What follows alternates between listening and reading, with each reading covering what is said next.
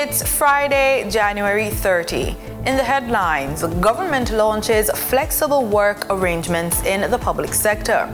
In business news, Fiscal Commissioner warns of economic fallout in hurricane recovery. Regionally, CARICOM Chair Dr. Terence Drew's Trinidad and Tobago visit focuses on regional cooperation. And in sports, Caribbean boxing president Sion Bristol eyes Guyana as CBO events hub. This is the weekend news on PBC Jamaica. I'm Simone Absalom Gale.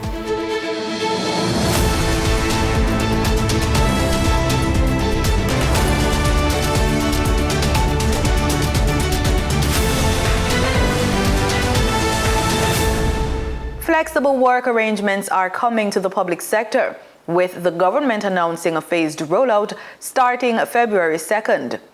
The government officially launched the initiative on Thursday at Jamaica House. Minister without portfolio in the Office of the Prime Minister, with responsibility for efficiency, innovation, and digital transformation, Ambassador Audrey Marks is leading the charge. Flexible work hours is not a new policy in the world of work. Jamaica started the journey in 2014. However, the idea was forced into general practice in 2020 as part of the country's COVID-19 response. Public and private sector entities alike were required to adapt quickly to remote and hybrid work environments. What emerged from that experience was a powerful lesson. Productivity is driven by outcomes, not just physical presence. She explains that the Flexible Work Initiative is aimed at creating a public service that is more efficient. For public sector employees, flexible work arrangements offer tangible benefits. They promote better work-life balance, as you heard earlier from Mr. Ellis, reduce commuting costs and time, support mental and physical well-being. A workforce that is healthier, more engaged, and more motivated is better positioned to deliver high-quality public services. The initiative will initially focus on staggered working hours, offering public sector employees several scheduling options. These include 6:30 a.m. to 3 p.m., 7:30 a.m. to 4 p.m., 8:30 a.m. to 5 p.m., 9:30 a.m. to 6 p.m., and 10:30 a.m. to 7 p.m. This initiative complements other key PSTP reforms, including digital government initiatives, the use of shared services, and the modernization of business processes. Flexible work arrangements are enabled by technology, supported by digital tools, and strengthened by clearer performance metrics, the hallmarks of a transformed public service. Minister Marks says the traditional 8:30 to 5 p.m. work schedule will remain available to public sector employees. Prime Minister Dr. Andrew Holness says the country's recovery from a crisis proves that strong governance, not size, determines resilience. Speaking at the International Economic Forum for Latin America and the Caribbean 2026, Dr. Holness told regional leaders that Jamaica's response to Hurricane Melissa, one of the most powerful storms ever recorded, shows the country is no longer defined by vulnerability, but by preparation and discipline. Danita Rodney has that story. Addressing regional leaders and investors, Prime Minister Dr. Andrew Holness challenged Latin America and the Caribbean to help shape global change, pointing to Jamaica's response to Hurricane Melissa as a test of the country's institution and resilience. Hurricane Melissa, a Category 5 storm, tested our institutions, our infrastructure, and our people. Yet today, I stand before you with a simple but powerful message. Jamaica has endured. Jamaica is recovering and strongly recovering. and Jamaica is moving forward. This moment is best understood in the context of how fundamentally Jamaica's economic resilience has changed over time, how our capacity to absorb shocks and rebound from them has been deliberately strengthened. Dr. Holness contrasted the current recovery with the 2008 global financial crisis, noting that while it once took more than a decade to rebound, Jamaica recovered far faster this time. Our recovery was V-shaped. We returned to pre-pandemic output in just 3 years. And were it not for Hurricane Melissa, we would have hit our debt to GDP target of 60%. Same country, same people, different governance. Not governance of reaction, not governance of panic, but governance of preparation. Not only discipline in crisis, but sustained discipline over time. The Prime Minister credited fiscal discipline and institutional reform for Jamaica's rapid recovery, noting a return to pre-pandemic output in just 3 years. And that is why Jamaica now absorbs shocks differently and recovers faster. Because our economic management is more disciplined, because our institutions are stronger, and because we have built fiscal buffers. This foundation gives Jamaica the confidence not merely to respond to disruptions, but to emerge from it with greater resilience, more durable stability, and a clearer path to long-term growth and poverty reduction. Prime Minister Holness ended by calling on investors to view Jamaica as a stable, credible platform for regional growth and urged Latin America and the Caribbean to move from vulnerability to shared strength. Reporting for the news on PBCJ, I am Denida Rodney. Chairman of the Police Officers Association, Senior Superintendent of Police Wayne Cameron, is facing charges of larceny and fraudulent conversion in connection with an ongoing investigation. Police say their investigation, which lasted several months, focused on the management and use of funds under the control of the Police Officers Association over a specified period. The charges come amid efforts by Police Commissioner Kevin Blake to remove the POA head, Cameron, from office. However, the Supreme Court on January 9, 2026 granted Cameron's application for judicial review of the decisions outlined in a letter from the Commissioner, temporarily halting the move to remove him from the post. Tax Administration Jamaica is reminding taxpayers that the deadline to pay monthly consumption taxes is fast approaching. TAJ says all applicable taxes must be filed and paid on or before Friday, January 30, to avoid interest and penalties. The reminder applies to businesses and individuals required by law to collect and remit consumption taxes, including the general consumption tax, special consumption tax, telephone calls tax, and guest accommodation room tax. TAJ says that the taxes are due in keeping with the monthly schedule, which requires payment on the last working day of each month. To make the process easier, the tax authority is encouraging taxpayers to use its online payment options, including the Jamaica Tax website, direct fund transfer, NCB Online, and Scotia Online and mobile app. TAJ is urging persons to file their returns and settle all outstanding liabilities by the deadline to avoid additional charges. For further information or assistance, taxpayers may contact the TAJ Customer Care Center at 888-TAX-HELP. Shopping is the talk of the town in this week's Unfiltered with Chanel Matthews.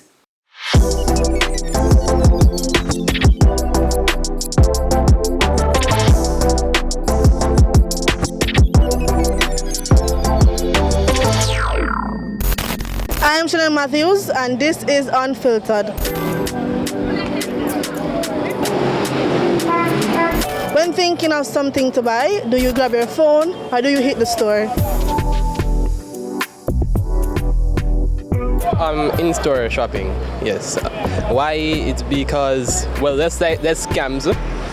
Although they can, but yeah, that's scams. You can see what you're buying in person, maybe be able to test it out before you actually buy it. And yeah, that's really my reason why I would prefer in-store shopping.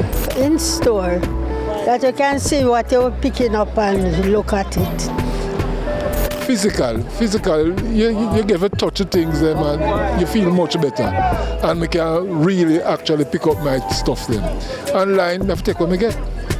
So enough time I hear people complain. I mean, I go through that. So and physical for me. I prefer in-store, and the reason is that I can look at the things that I'm getting. When you do online shopping, there's a possibility that you might not get your correct size or you might not get the correct goods that you order. So I prefer in-store. In-store. Because I don't really trust the online because people can go into your privacy, so I'm more safer in shopping store than online. Yes, I prefer in-store because when you shop online, I'm kind of scared of the scamming and with all that is happening now. I think it's better when you go in-store, you have the cash in and then you know that you can just let go your cash. But when you shop online, sometimes I keep wondering if they close the card or what will happen next. So I prefer online shopping because to me it's more convenient and it's more cost effective. And for me, I like in-store because I like tangible things and I like to know what I'm getting. I prefer store because I can walk into the store and go buy something and come back out with my receipt and my things them.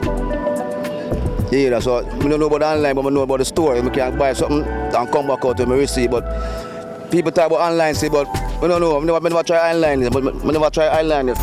In-store. I prefer in-store because I can go and look at the product I'm going to buy and I can see the price and I can get it right on time.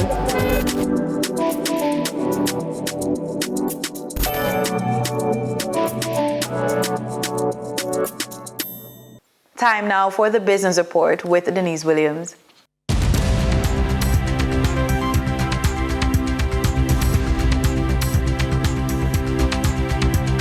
Welcome to today's Business Report. I'm Denise Williams, bringing you the developments shaping markets, capital access, and business decision-making across Jamaica and the region.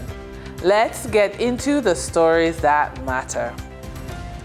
Jamaica's Fiscal Commissioner, Courtney Williams, is warning that the economic reconstruction following the devastation caused by Hurricane Melissa will fuel higher imports. Mr. Williams says the increase in imports combined with a decline in exports is expected to place added pressure on the country's balance of payments.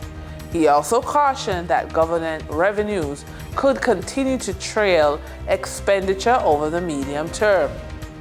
The Fiscal Commissioner noted that Hurricane Melissa is projected to cause an $80.5 billion decline in tax revenues, reducing collections to about 25% of gross domestic product, down from over 27%.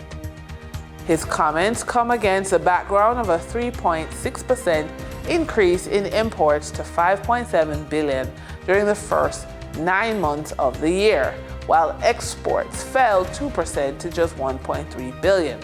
As a result, Jamaica's trade deficit widened by $200 million to $4.4 billion during the period under review. And we now wrap up our series with Forbes magazine top futurist Dr. Claire Nelson, who shares 5 trends that Jamaicans need to be aware of to carry them into the next 5 years in regards to investing and entrepreneurship. We have spent quite some time with Dr. Claire Nelson, futurist and author and a self-described space junkie who has worked from her post in the US to bring space clubs to the education field in her hometown of Jamaica. But we really now want to really dial down into the ecosystem that supports any future planning. And in particular, we want to talk about investing and entrepreneurship. And we want to know from Doc if, she can see in the future 5 trends that Jamaicans need to be aware of to carry them into the next 5 years. Doc?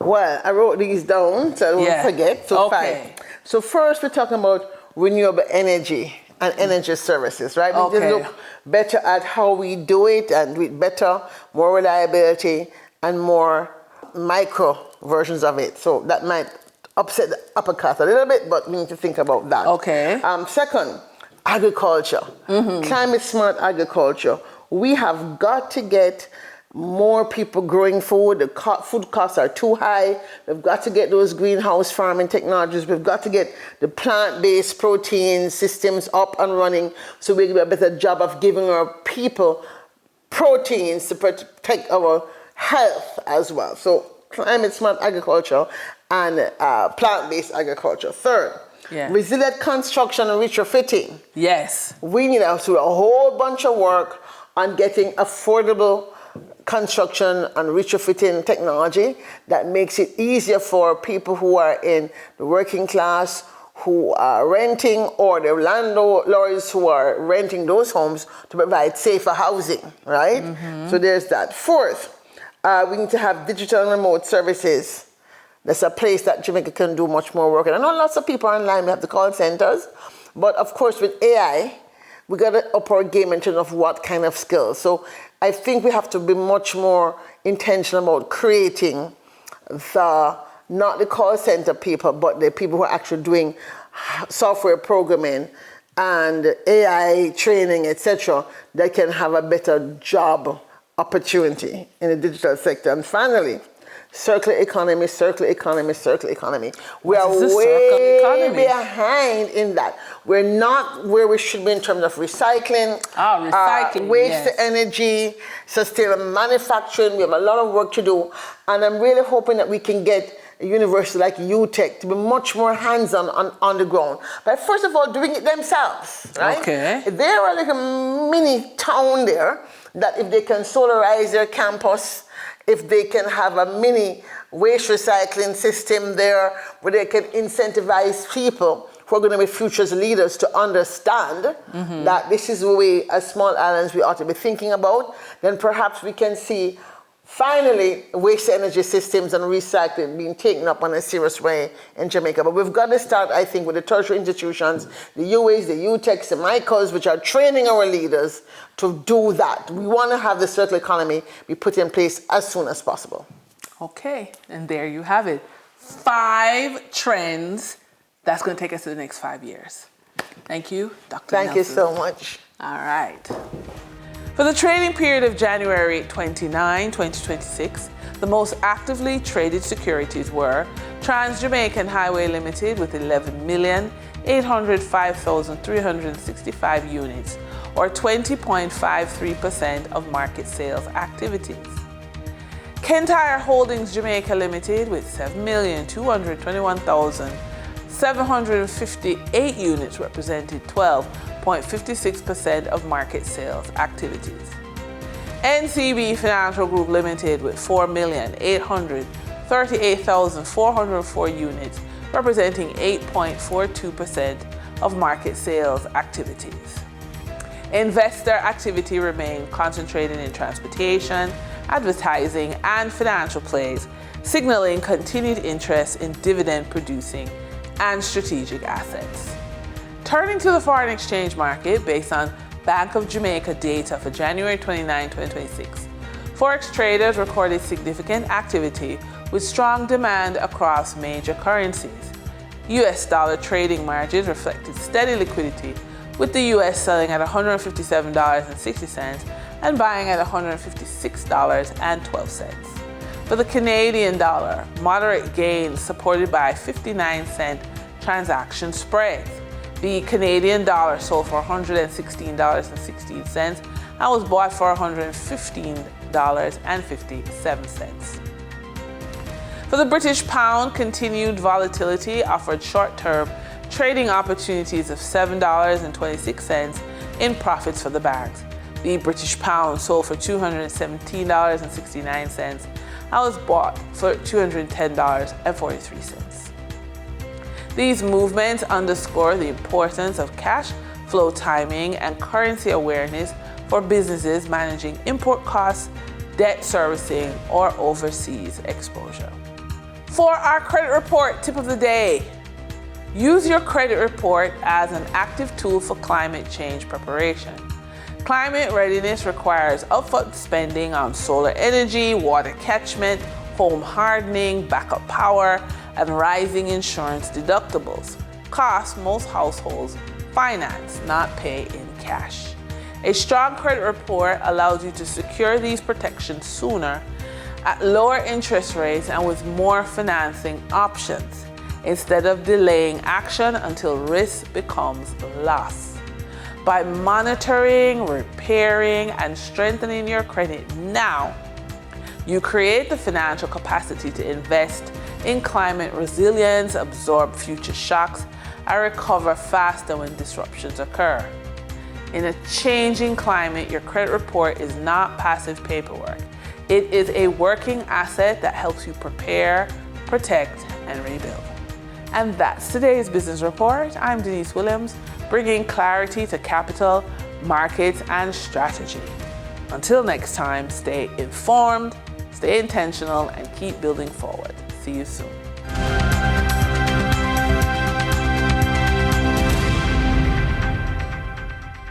In regional news, Chair of the Caribbean Community, CARICOM, and Prime Minister of St. Kitts and Nevis, Dr. Terence Drew, is headed to Trinidad and Tobago for high-level talks with regional leaders. CARICOM announced this week Dr. Drew is scheduled to meet with Prime Minister Kamala Persad-Bissessar and members of her cabinet as part of his push for direct face-to-face engagement across the region. The details in this TTT News report. Dr. Drew's visit comes as CARICOM seeks to strengthen coordination among member states following recent leadership changes across the region. Trinidad and Tobago's High Commissioner to CARICOM, Ralph Mirage, says early engagement is key to maintaining unity within the bloc. This is a good opportunity, a welcome opportunity for the chairman to discuss issues with the newly elected Prime Minister, the new Prime Minister, and to get views and perspectives, all in the interest of coherence and unanimity going forward. Mr. Mirage says the discussions are also taking place against the backdrop of shared regional concerns. In the Bahamas, frustration is boiling over among nurses at the Princess Margaret Hospital, with many calling in sick overnight, disrupting services. Now the issue is drawing national attention as a former health minister, Dr. Dwayne Sands, is speaking out on the situation. The alleged sick-out began last night, with sources telling our news several key units at Princess Margaret Hospital, including the intensive care unit, accident and emergency, and the dialysis unit, were reportedly left without coverage overnight after multiple nurses called in sick. And is said to have continued today. The action is believed to be tied to the frustrations over unpaid overtime and outstanding holiday pay. Health officials have acknowledged delays, saying the matter is being addressed, but staff say they are still waiting for results. Our news reached out to former health minister and current Free National Movement chairman, Dr. Dwayne Sands, who says the reported sick-out is unfortunate. The administration can find money for anything else that it wants. Luxury travel, hundreds of millions of dollars of road work, a Dusty May delegation to travel to Grand Bahama for a non-announcement, but they can't find the money to pay the hard-working staff let's take care of our people. Sands argued the dispute goes beyond overtime pay, pointing to what he calls long-standing challenges faced by nurses, doctors, and allied healthcare professionals. In sports, we step into the ring with boxing. President of the newly formed Caribbean Boxing Organization, Sion Bristol, says Guyana is poised to become a regional hub for boxing. His comments come after the successful staging of the organization's first ever Pro-Am boxing card last weekend at the Cliff Anderson Sports Hall, an event, he says, signals a major step toward the sport in the Caribbean. Making Guyana the hub in regards to CBO excites me and creates a competition. We have 10 territories, and I know many of them are going to reach out for us to take CBO to their territory next. But let's see, come tomorrow, I'm going to meet with all members in regards to planning our next event. The CBO collaborated with Bristol Promotions, which is also headed by Bristol, the Guyana Boxing Board of Control, and the Guyana Boxing Association to stage the 13-fight card in Guyana.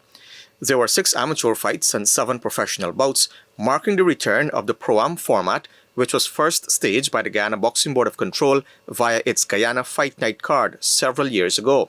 Bristol could not mask his elation about the success of the first event under the CBO banner, noting that it sets the stage for future cards. Let's use nice, simple words. Because this has been quite exciting for me and for many. Lovely. I'm quite satisfied with everything that has been seen and done. The initiative from the fighters, I admire. They have proven to me that they are willing to take this type of performance to another level. And for that, it encourages me to move forward. The CBO is a conglomerate of promoters from Guyana, Barbados, Trinidad and Tobago, St. Martin, Bahamas, Jamaica, St. Lucia, Grenada, Curacao, and Suriname, fusing their vast experience and working in unison to build a stronger Caribbean boxing community. Bristol explained that each country will undertake to host an event every month, with Guyana targeting the staging of 3 to complete a full year of boxing. As we know, nice formula that I've worked with is in regards to plan your work, work your plan. CBO, we have created a plan and now we've executed it, and now it's to create more plans. So moving forward is quite important, and I cannot emphasize so much on the team that have assisted me in being who I've become today.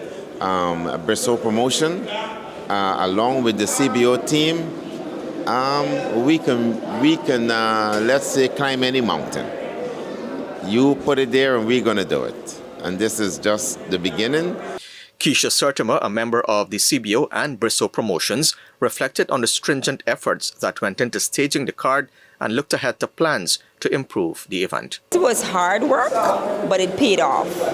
And we at CBO just want to thank everybody for coming out, because this is going to be bigger. The next production is going to be huge. So we want everybody to understand that we're bringing boxing back on board. Not just for the professionals, but also for the amateur, because we're not leaving them out. As Mr. Bristol would say, you have to become an amateur before you become a professional. Reporting for Newsroom, I'm Avinash Ramzan. And that's it for the weekend news on PBCJ. Pleasant viewing.